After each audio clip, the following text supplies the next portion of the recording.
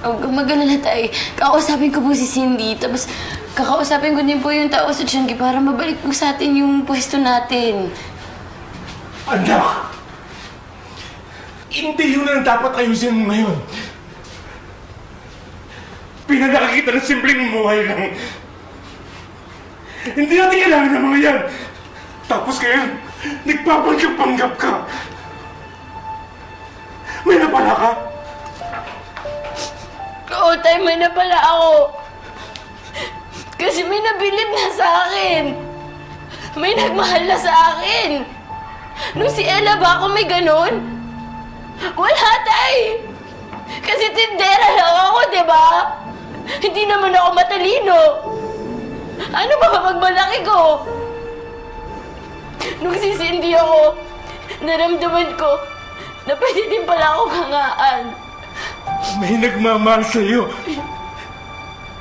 Matagal nang may gusto sa'yo si Christoph. Hindi mo lang napapansin. Palibasa, hindi siya mayaman. Ang hirap sa'yo, anak. Manang-mana ka sa nanay mo. Tay! Tay! Tay! Tay!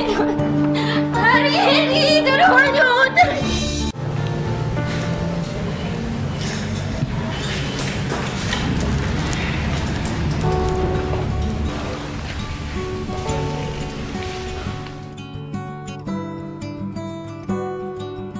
Ella, anak. Ang laki-laki mo na.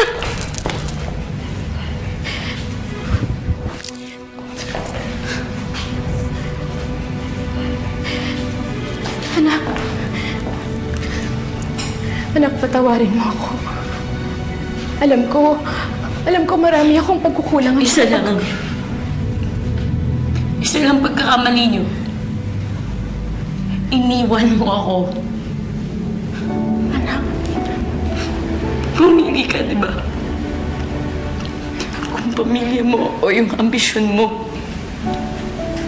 At hindi kami yung pinili mo. Pero anak, lahat ng ginawa ko.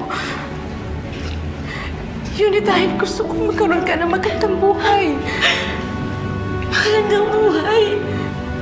Hindi niyo ba naisip na gusto ko ng nanay na nakakasama ko? Ituturuan ako magdala yung buhok ko.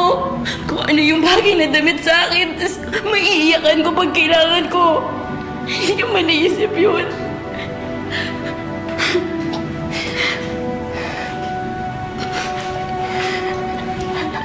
Anak, huwag na po.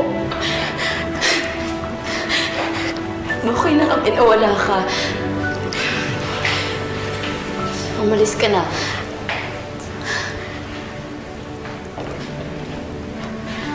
Umalis ka na!